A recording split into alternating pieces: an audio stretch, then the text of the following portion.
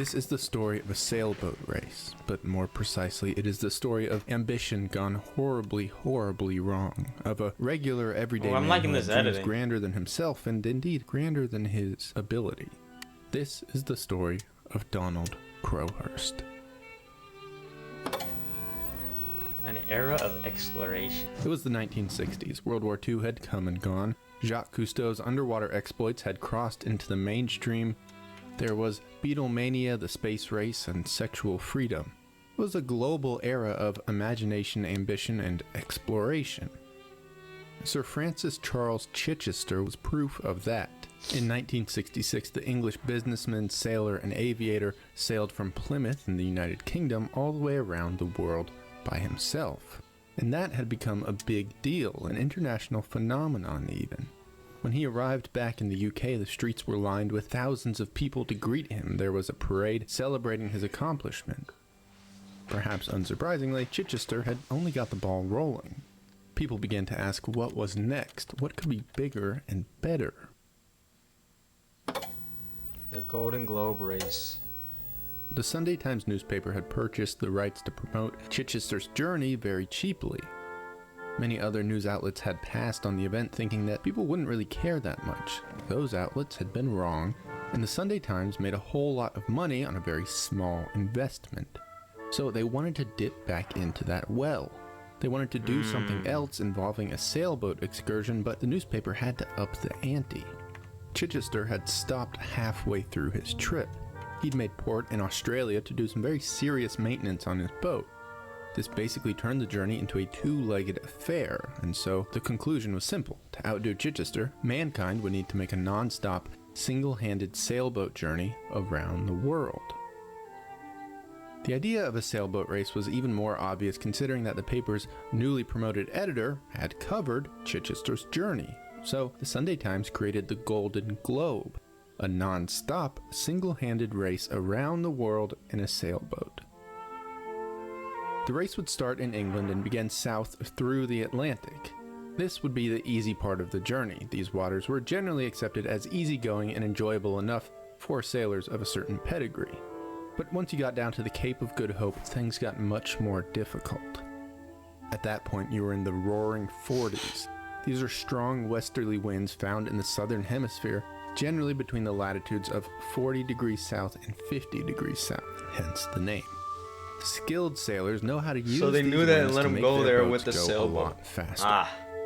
But these winds also create what is basically an endless, inescapable band of terrible, stormy seas. If you manage to get past the roaring 40s, you go thousands of miles past Australia until you get to Cape Horn. Cape Horn is the most dangerous place to sail in the entire world. It has claimed more lives than any other sea route. Damn. Intense winds, 100-foot rogue waves, and brutal currents all make the area incredibly treacherous. Even professional sailors today, with all of their high-tech gizmos and gadgets, still fear Cape Horn. So you can imagine that 50 or 60 years ago, it was a nearly unthinkable route. If by some miracle you then made it past Cape Horn, well, you were on the home stretch. Only a few thousand miles more into the North Atlantic, and you were basically home. There was no evidence that a boat could do this route without stopping. You would need a vessel small enough to be crewed by one man, but strong enough to sail around the world without repairs. Elite sailors and engineers both agreed that such a boat simply didn't exist. There's also no evidence that a human could do it. Psychiatrists at the time weighed in, and they all agreed that a person would simply go insane if they attempted the race. Yeah, I'm not gonna lie, at sea by yourself for that long is fucking horrible. Just hanging out on a boat loneliness. The sailors would need to be dialed in and focused for virtually all of the trip. Sailing is hard work. The extraordinary nature of this race meant it called for a very unique rule set. You would leave whenever you wanted, technically, but if you wanted to have any chance of avoiding the worst winter storms, you would need to get underway by October 31st. You were not allowed any crew members nor assistants of any kind. Could not stop at any ports. The first person to finish would win the Golden Globe trophy. However, the fastest man to do it would get the grand prize of £5,000. or about 70,000 US dollars in today's money. How the fuck would you be the first person to do it and then not the fastest? One problem was that many sailors around the world were already planning solo round-the-world journeys that summer. They'd been inspired by Chichester and really had nothing to do with the Sunday Times race. So the Times said that any man in the world who completed that route that summer would automatically be eligible for the Golden Globe Trophy. It was a way to kind of artificially drum up entrance into the event. If you happened to be sailing around the world, you were in the race. But this meant that the Sunday Times couldn't really vet all of their sailors. One of the most serious competitors was a Frenchman named Bernard Moitessier. Moitessier wasn't just highly experienced, he had been sailing since he was a child. He'd sailed through monsoons in the South Pacific. He'd been from the Caribbean to France without any type of modern instrumentation. Moitessier had also done much of these adventures in a boat I fuck with these drawings himself. Heavy, dog. Like almost anyone else who would do the race, Moitessier's motivations were simple. He just wanted to prove that he could. He loved sailing. The Frenchman actually rejected the idea of the competition as a commercial enterprise. For him, it was a spiritual experience. Money made it possible, but he had no interest in prizes or recognition. In fact, before starting the race, Moitessier said that any man in the race for fame or money would inevitably fail. Another entrant was Robin Knox Johnston. He was a former Navy sailor, having served in the Royal Navy and the Merchant Navy. Knox Johnston had sailed from Bombay to England in the same boat that he'd be using for the Golden Globe. Oh, he got as far as sailors went, he was the real deal, a force to be reckoned with. In total, 9 men entered the race. Despite the Sunday Times not being able to vet them properly, they were world-class sailors, men who had lived and worked aboard sailboats for their entire lives. Well, all of them except one. Donald Crowhurst, the hometown hero. Donald Crowhurst was a remarkable entrant in that he was a wholly unremarkable man. He was just a guy. He had a family, he was an engineer by trade. Don sailed on the weekend, but he was leagues away from being a professional sailor. Rather, he had a business selling navigational devices for boats and airplanes. They didn't sell very well, and the business wasn't very profitable. But it fed Donald, his wife, and their 4 children. Oh, that's fire. That was it, though. As far as Donald could tell, that was going to be it. He was approaching 40, and his life had been entirely unnoteworthy. Damn. And that frustrated Donald. He felt that he had genuine talent and something to offer the world, something that his life was not allowing him to utilize. Donald had a huge admiration for men like Chichester. Men who had achieved grand things on grand scales and who had been recognized for their achievements. These men had accomplished feats that everyone could see and that they would be remembered for. Donald had a vision for himself, a vision to be one of these men. But he just wasn't. So when the chance to enter the Golden Globe came around, Donald knew it was his shot. It was an opportunity that a man could either take or live the rest of his life wondering what if he'd taken. The Golden Globe race had grabbed him and would not let go. This was his chance. Of course, there were problems. First, racing around the world was an expensive endeavor, and Donald didn't really have any money. Quite the opposite, he had a failing company and an investor in that company who wanted his loan repaid. Damn. That man was named Stanley Best. Donald was a pretty charismatic guy. He was intelligent and knew how to handle adversity, generally speaking. So Donald and Stanley made a deal. Making this deal happen might have been the greatest achievement of Donald's life so far. Donald told Stanley that winning the Golden Globe would be the best chance he had to repay the loan.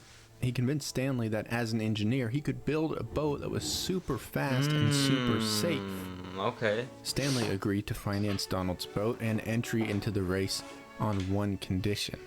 If Donald did not finish, he was obligated to buy the sailboat back from Stanley. So for Stanley, it was a win-win. He would either get paid off the winnings or get paid off Donald not finishing. For Donald, it was a high-pressure bet. In reality, he could not afford to buy the boat back. He had no savings, and he had already taken out a second mortgage on his home. Damn. If Donald didn't finish the race, he'd be bankrupt and financially ruined. Donald was genuinely gambling everything on this race and on himself. The race deadline, October 31st, was only 5 months away. So the competitors were outfitting and customizing their boats to suit the event. Construction was well underway. But Donald didn't even have a boat to outfit. So he had to start from scratch. His boat would need to be custom built. As an engineer, Donald had all kinds of ideas about how to make the perfect boat. He really did have a grand vision. He believed that he could win the race. He would build an innovative boat unlike any other. This would give Donald the upper hand and make up for what he lacked in seamanship. With his engineering background, Donald knew how to incorporate the latest and greatest technology to make his boat faster and safer. It was a reasonable, if not optimistic, idea in theory. As construction started on the boat, the other sailors got underway. And in the days that followed, as Donald's boat was being constructed, a feeding frenzy began to start. The race begins. Rodney Hallworth was a press agent and a serial moneymaker. He was basically a hustler. When he learned of Donald, Hallworth saw the potential to make a whole lot of money. Donald Crowhurst was the hometown hero. He was a charismatic, unlikely competitor from England. It was a great story, and Donald was a great person to sell to the public. Donald was originally going to set off from a town called Penzance, but Rodney recognized that Penzance didn't have the facilities, hotels, docks, newspapers, to accommodate the PR spectacle that he wanted to create. Rodney wanted to make a show, so Rodney convinced Donald to start from Teignmouth, another town about 120 miles further back. The distance added to Donald's route would be negligible in the grand scheme of the journey. So Donald sailed from Penzance to Teignmouth as his maiden voyage to test his boat and to get the public excited. That trip should have been 3 days long. Because of Donald's inexperience and the boat not really being finished, it took 2 weeks. Damn. By this time, the national media was watching Donald Crowhurst. The situation was frankly embarrassing. For Rodney Hallworth, it became clear that Donald was not a sailor. Hallworth learned that Donald had done some weekend sailing here and there and could manage a small boat, but he was not a sailor. By this time, though, the public was rooting for him. Rodney had I'd be rooting for him too. Shit, he got heart, bro. The machine had gotten going. Donald was the hometown hero and everyone wanted him to succeed, so the show had to go on. You got heart. Donald was weeks behind schedule. Nah, I ain't gonna sock you because you got heart. Not ready to sail. I ain't gonna sock you because you got heart. The tech that Donald I'm gonna whoop your ass. What you know about that? What you know about that? Was missing altogether. The class. Safety I ain't watched that features shit Donald had forever. promised would complete the journey for him had not been installed yet. Even the men building Donald's boat implored him to quit, saying the entire idea and the boat itself was absolutely ridiculous. Damn. Nothing was Where's the motivation at, bro? Where's the, you know what I'm saying? People would later describe the situation at this time as complete chaos. Day by day, Donald was getting increasingly rattled and increasingly anxious. Donald went to lunch with his wife the day before leaving Teignmouth. During the lunch, he was shaking uncontrollably and repeated himself over and over that it isn't ready, the boat isn't ready. Later that night, Donald was sitting in bed with his wife. He told her that he was disappointed with the boat. Donald asked her if she would be sick with worry if he set off. In response, his wife asked if he would live the rest of his life regretting his decision not to go. Donald did not respond. Instead, he immediately broke down into tears and spent most of the night weeping in bed. His wife would later realize that this was Donald asking her to stop him, pleading for her to give him a reason to stay. Damn. But it was the last day before the October 31st deadline. Nah, you already showed you got heart, bro. You gotta stick to it. That's the worst part. You ever do some shit like that? Rodney Hallworth had whipped I'm ready, I'm doing it. Over Last Donald second. Crowhurst. You know what I'm saying? Like, damn, dog. You know, public ridicule, embarrassment, and financial ruin. But most of all, what would become of Donald in his own eyes? This was his chance for greatness. How could he not even try? So the next day, Crowhurst got into his not quite finished trimaran as hundreds of excited spectators looked on. The 36-year-old engineer wearing a tie set off to sail around the world, 2 weeks behind schedule. Mere moments after Crowhurst set off in front of thousands, his ship failed. A piece of equipment at the top of his mast had simply broken. After some delay, as Donald fixed the sail, he got underway in earnest. Donald's family and the adoring spectators watched his boat disappear over the horizon. There was no GPS, no satellite tracking. There was hardly even weather forecasting. Over. That's what you gotta be thinking, bro. At that point, you the fan, bro, and he just truly disappeared. Shit. Early troubles. By the time Donald started the race from Teignmouth, he was 2 weeks behind schedule. The other boats were far, far ahead of him. It seemed impossible that he would have any hope of finishing the race the fastest. And by this time, the stakes had already become immensely clear. 2 of the other sailors had already been knocked out of the race by stormy seas around South Africa. Damn. In early November, Donald had been at sea for 2 weeks. Hallworth had given him a video camera to record his thoughts and experiences. In these videos, Crowhurst appeared calm and confident. He discussed how time alone at sea would be a great indicator of a man's character. He meditated on his situation, and he waxed poetic about the greatness of the journey itself. But his logbooks reveal a man with significantly less confidence. Indeed, it seems things were going horribly wrong right from the start. November 5th, hell of a morning.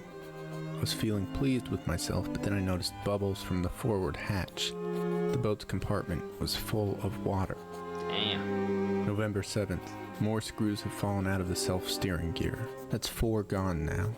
The cockpit has been leaking and has flooded the engine compartment and electrics. This boat is falling to pieces. Donald's logbook revealed that just a few weeks into the race, he had no working electronics, no viable radio, no way of telling the time, and no type of lighting for nighttime. Damn. His boat was leaking in one spot 30 gallons per day. The cockpit, meanwhile, was letting in 75 gallons per night. Donald also discovered that his sails were not cut to the correct size. Oh, no. No, they hold him. I'm not gonna lie. That boat weak as shit, into the journey, and his boat was sinking. Design me a boat. I got you. In the calm waters of the North Atlantic, he could bail water out of the yacht with a bucket. But Donald was headed south, towards the heaviest seas in the world. There, he knew the boat would sink, and he would probably die. The idea of sailing around the world had been magnificent. It would be a life's achievement, a generational achievement. Donald saw it as a great adventure that would be celebrated for years to come. But the reality was beginning to set in, and the reality was not as magnificent as the picture he painted in his head. Donald began to have doubts. His logbook reveals that he put his odds of survival at about 50-50. He was a smart man, and he knew that it would be tough, but if the seas I think it might be a little less than that, bro. He may have stood a chance in the Southern Ocean. Offense. And then news arrived to Donald on the state of that ocean. It's wicked. The Southern Ocean. It was worse than anyone had predicted. 3 sailors had quit the race. 1 capsized, 1 with a stress-induced stomach ulcer, and the 3rd dropped out after barely surviving 27 straight days of horrific weather. Already there were just 4 sailors remaining in the race. Donald relayed reports of his progress and position via Morse code. He was averaging 60 miles per day, which was half the speed of the race's leader, Motissier. Donald's boat continued to sink, and he continued to bail water out with a bucket. There was no question. If Donald kept going in the race, he would die. But an immense amount of money had been invested in his journey. If he bowed out, he and his family would be financially ruined forever. In addition, dropping out meant he'd face embarrassment on a national level. Dead or ruined. Those were his 2 options. Donald began to wonder if he could himself create a 3rd choice. The next day, Donald reported that he was sailing at record speeds. He'd gone from 60 miles a day to 243. The home crowd, Crowhurst's family included, was reinvigorated with belief. Donald's reported position by mid-December was approaching the Cape of Good Hope. At this pace, he was a contender for the fastest competitor.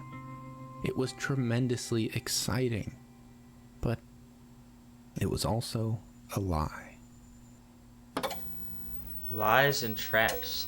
Oh nah, Donald going out horrible. Donald Crowhurst was reporting false positions. He was telling England that he was hundreds of miles further along than his actual location. He knew that should he finish, the judges would verify his journey through his logbooks. So he was charting his actual positions for legitimate navigation in one logbook and fictional positions for reporting in another. It seemed like a decent enough plan. The idea was that he could give his family and the public and himself something to be proud of. He would exaggerate his position for a while and then retire from the race with some pride intact. For weeks he continued to send back these false reports of his position in the race. But Donald didn't realize that he had laid a trap for himself. As he continued to report false locations, his reported position became further and further from his actual position. So if Donald retired from the race to a port in, say, Brazil, when his boat was supposed to be off the coast of India, he'd be found out immediately. So what now? Donald could not go home, he could not retire from the race, and most certainly of all, he could not go forward. His boat was still taking in water. The remaining sailors were now nearing Cape Horn. Donald's reported position put him off the coast of Madagascar.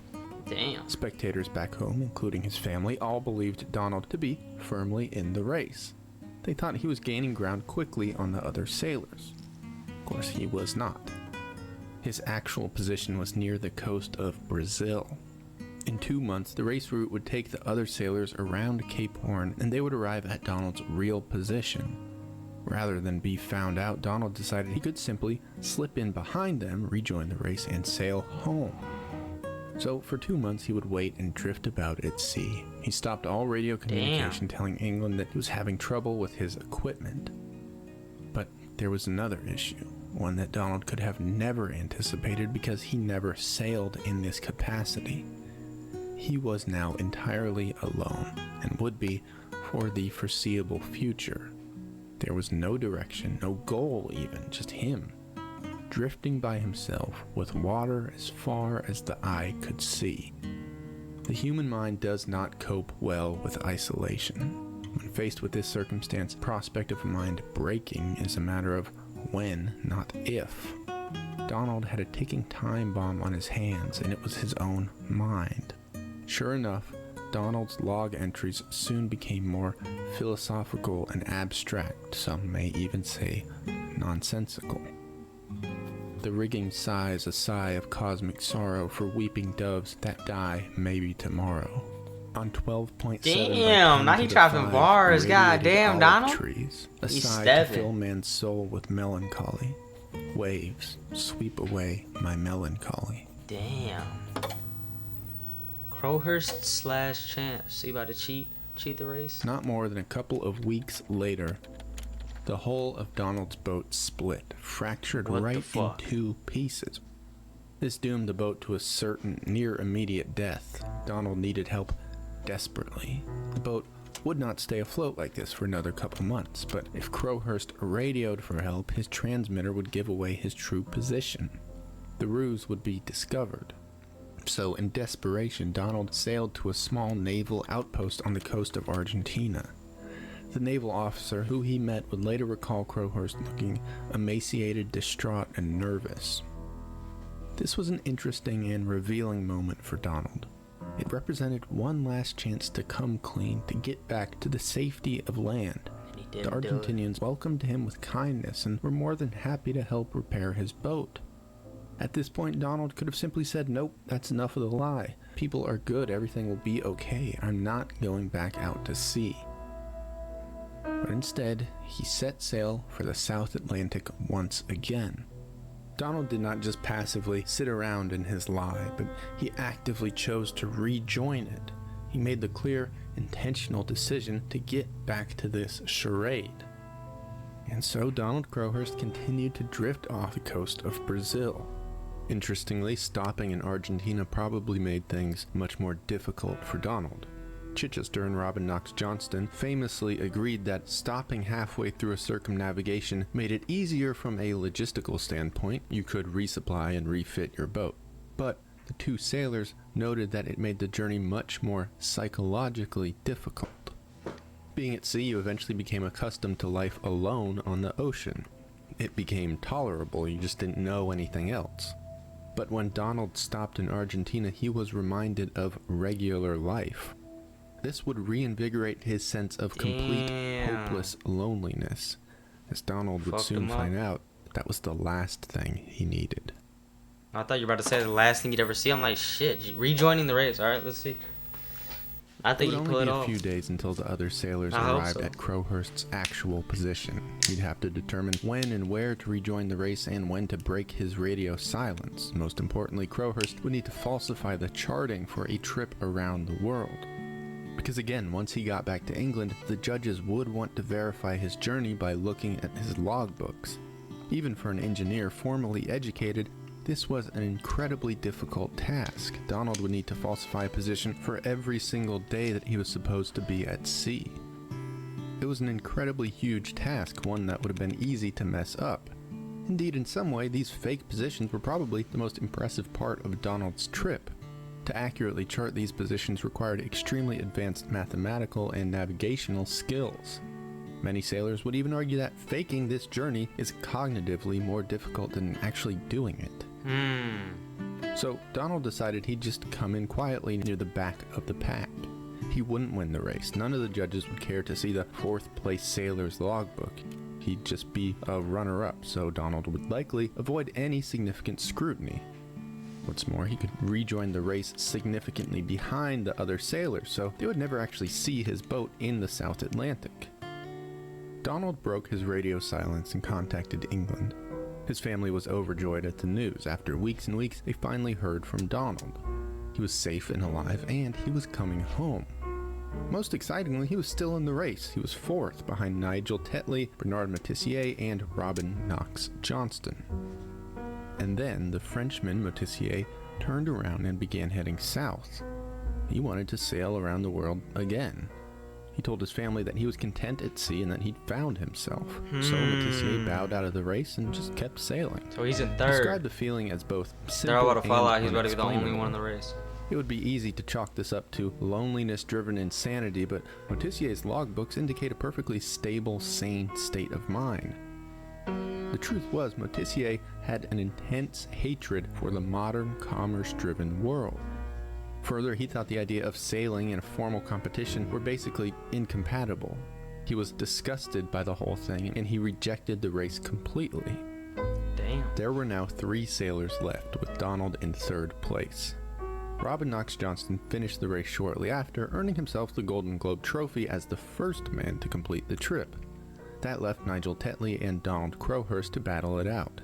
It was all eyes on these 2 men. Whoever won would become the most famous man in England. Of course, Donald had no plans on beating Tetley. His plan was to finish behind Tetley. So Crowhurst telegrammed his family and his press agent saying there was no chance of catching Tetley and that he'd finish third. The crowd at home was disappointed, but they were still immensely proud of their hometown hero. As far as they knew, he'd gone through some of the harshest seas on Earth and managed to complete the race. All in all, it was a remarkable feat. But then, the unthinkable happened. The cruelest tricks. Tetley sunk. Damn. He pushed his boat too hard in pursuit of the best time, and his boat sunk. The man was rescued, but he was out of the race. And according to Donald's reported progress, Crowhurst himself had sailed much faster than Knox Johnston. So Donald would win by default. There would be no quiet entry into port and no fading away without judges looking at his logs. Instead, every day of his charting would be scrutinized by navigators and race judges. There would be a press conference upon his arrival. Reporters from all over the world would have questions about his journey. They would want to know every last detail of every day. As it was planned, 100,000 people would be waiting to greet Donald when he arrived at port. It was going to be a big deal.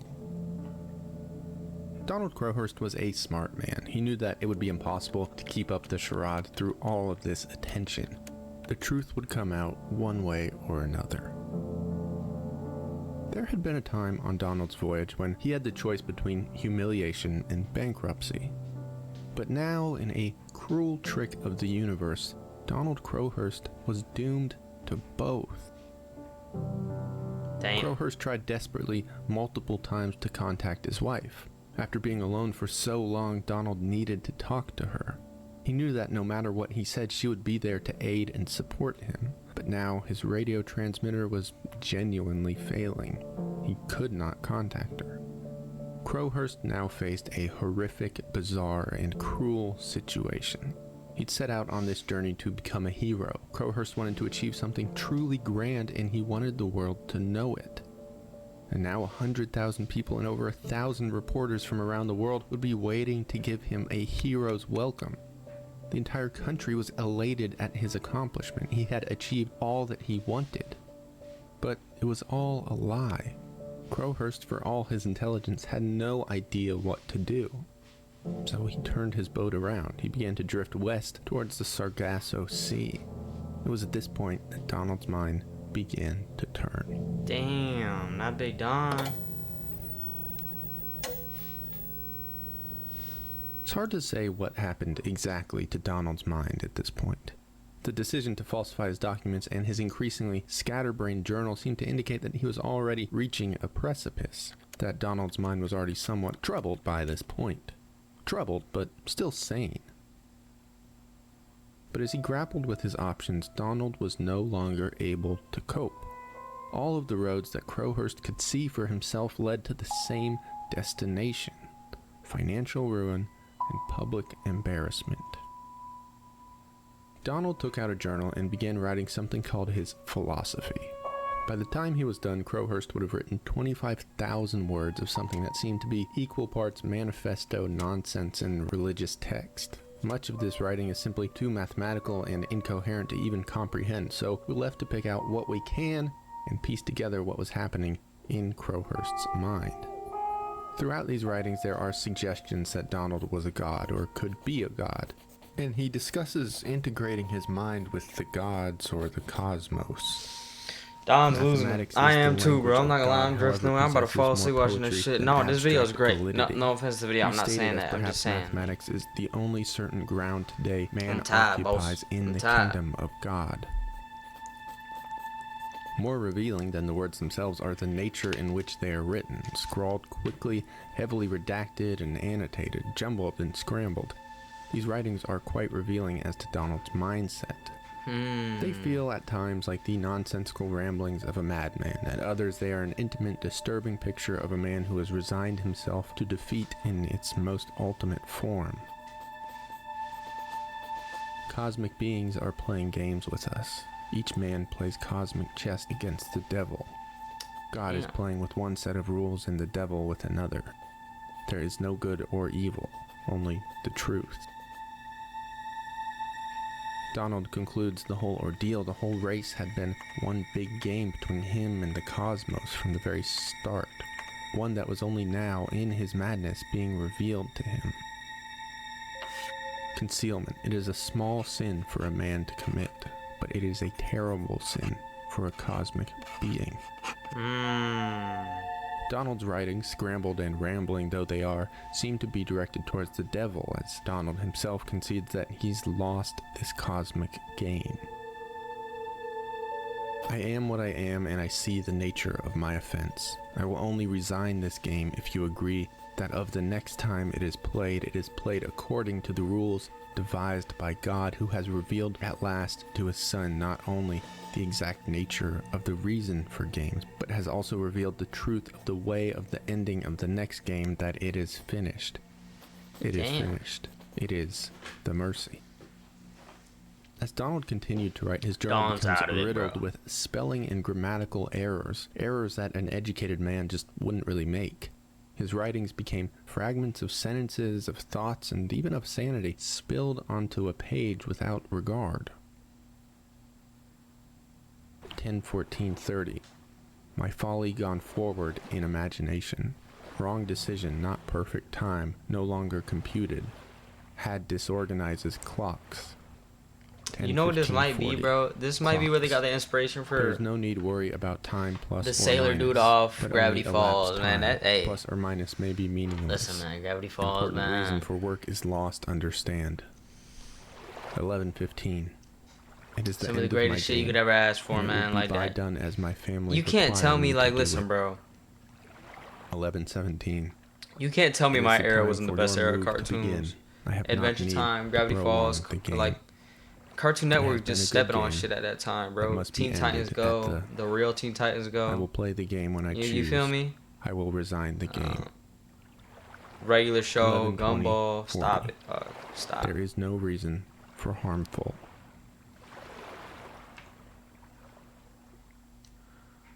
Scooby-Doo 2012. Come on, man. Come on, man. Crowhurst's boat was recovered, and I know I'm missing but some. His body was never found. Damn. The captain of the ship that discovered Crowhurst's boat later met with Rodney Hallworth, the press agent.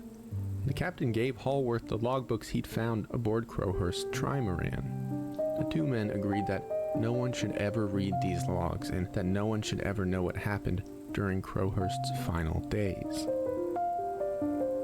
But by that time, Hallworth had already sold the logbooks to a London newspaper. Damn. Donald Crowhurst was not a cheat, a liar, or a con man. He was an engineer with a family and with a dream. He was a man aiming is this to the actual achieve videos of something him? great, who just got lost along the way. No way. Are these real videos? This is in the 60s, no? Written, illustrated, and produced by Michael Claes. That shit was fire. Big man ting. That was a fire ting. Aboard Crowhurst's trimaran, really ever him? know about newspaper or a con man. He was an engineer with a family and with a dream. He was Look some of this shit up.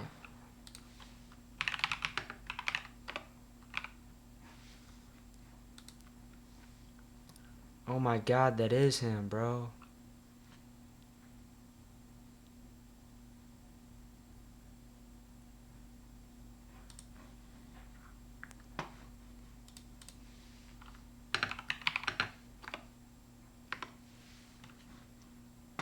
Oh, he kind of has some big shit on him, though. Look at it.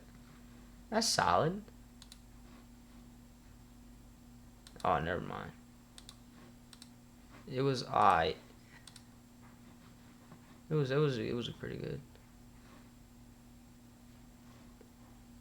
But they definitely fucked it. They said they fucked them with the shit. Like, it was leaking crazy. Oh, nah. Big Don, what's going on, man?